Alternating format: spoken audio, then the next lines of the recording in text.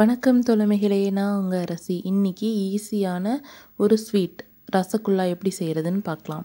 பால் ஒரு 1/2 லிட்டர் மட்டும் எடுத்துருக்கிறேன். நான் ரொம்ப கம்மியாக தான் செய்ய போகிறேன். பாலை நல்லா காய வச்சுக்கணும். அது பொங்கினதும் அடுப்பை ஆஃப் பண்ணிவிட்டு அதுக்கப்புறமா ஒரு 1/2 லெமன் மட்டும் நான் பிழிஞ்சு விட்டுறேன். அந்த பால்குள்ளே பால் சூடாகவே இருக்கணும். இந்த டைமில் 1/2 லெமன் மட்டும் அதில் பிழிஞ்சு விட்டுட்டோம்னா பால் திரிஞ்சு வந்துடும்.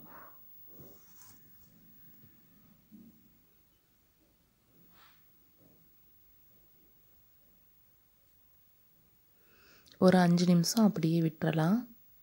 பால் நல்லா திரியட்டும். அது திரிஞ்சு வர்றதுக்கு கொஞ்சம் டைம் கொடுக்கணும் நம்ம. அப்போ தான் அது திரிஞ்சு வரும். திரிய ஆரம்பிச்சிருச்சு. ஒரு 5 மினிட்ஸ் டைம் கொடுத்துடலாம். 5 மினிட்ஸ்க்கு அப்புறம் பார்க்கலாம். பால் பாருங்கள் எப்படி திரிஞ்சு வந்திருக்குதுன்னு. இதை நம்ம ஒரு துணி போட்டு ஒரு குண்டால வடிச்சிட்டோம் அப்படின்னா சூப்பராக நம்மளுக்கு தேவையான மாவு ரெடி ஆயிரும். ரசகுல்லா மாவு. நானே கேமராவும் பிடிச்சிட்டு நானே செய்யவும் செய்கிறேன். அதனால கொஞ்சம் ரிஸ்கியாக தான் இருக்குது. ஒரு துணியை போட்டுட்டு ஒரு குண்டா மேலே நீங்கள் எடுத்து அந்த தண்ணியோடு அந்த பால் எடுத்து ஊற்றுனீங்கன்னா அது நீட்டாக வடிஞ்சிரும். நம்மளுக்கு அந்த மாவு கிடச்சிரும். பாலில் இருக்கிற தண்ணியும் அந்த ஆடையும் நம்ம இப்போ செப்பரேட் பண்ணியாச்சு.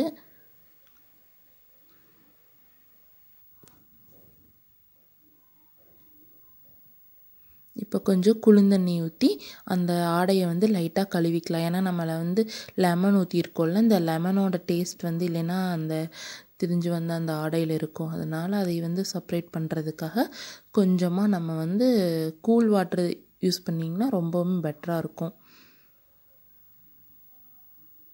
இல்லைன்னா நார்மல் வாட்டரில் கழுவிக்கலாம்.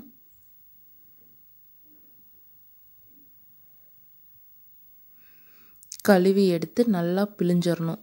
நல்லா பிழிஞ்சிட்டு அதுக்கப்புறம் எடுத்தால் ரசகுல்லா மாவு தயாராகிரும். இந்த மாவை ஒரு பிளேட்டில் போட்டு நல்லா அமுத்தி பிசையணும். அதாவது சப்பாத்தி மாவுக்கு நம்ம பிசைவோம்ல, அந்த மாதிரி அமுத்தி பிசையணும். வேறு எதுவும் சேர்த்த வேண்டியதில்லை. இந்த மாதிரி குட்டி குட்டியாக உருண்டை பிடிச்சிட்டோம்னா நம்மளுக்கு குலோப் ஜாமுனுக்கான மாவு உருட்டியாச்சு. சின்ன சின்ன உருண்டையாக பிடிச்சிங்கன்னா கூட போதும். ஏன்னா நம்ம ஜீராவில் போட்டு அதுவாக வேகணும். அப்படி வேகும்போது ஜீராவை குடித்து உருண்டை நல்லா பெருசாகும்.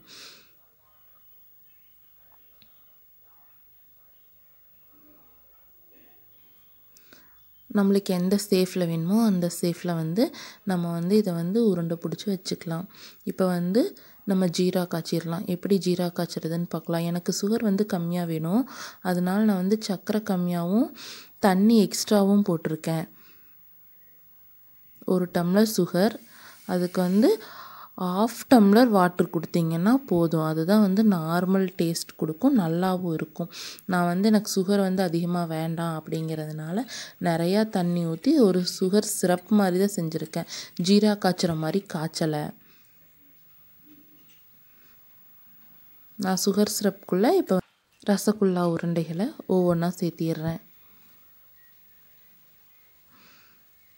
நீங்கள் ஜீராவாக மேக் பண்ணிக்கணும். அப்போ தான் சூப்பர் டேஸ்ட்டாக இருக்கும். இது பன்னீரில் சுகர் சிரப் இருந்த மாதிரி டேஸ்ட்டு தான் கொடுக்கும். 1 டம்ளர் சர்க்கரைக்கு 1/4 டம்ளர் தண்ணி ஊற்றி ஜீரா மேக் பண்ணி அந்த ஜீராக்குள்ளே இந்த ரசகுல்லா மாவுக்கான உருண்டைகளை போட்டு ஒரு 5 நிமிஷம் கொதிக்க விட்டோம் அப்படின்னா அது கொதித்து எப்படி ஆயிடுச்சுன்னு பாருங்கள். நான் குட்டி குட்டி உருண்டைகளாக போட்டேன். இப்போ எவ்வளோ பெரிய பெரிய உருண்டைகள் ஆயிடுச்சுன்னு பாருங்கள். இப்போது நம்ம வீட்டில் நம்ம ஸ்டைலில் ஒரு ரசகுல்லா ரெடி. தீபாவளிக்கு இந்த ஸ்வீட்டை எல்லோரும் உங்கள் வீட்லேயும் செஞ்சு பாருங்கள். அனைவருக்கும் இனிய தீபாவளி நல்வாழ்த்துக்கள். நீங்கள் என்ன ஸ்வீட் செஞ்சீங்க அப்படிங்கிறத கமெண்ட் பாக்ஸில் கமெண்ட் பண்ணுங்கள். பாய்.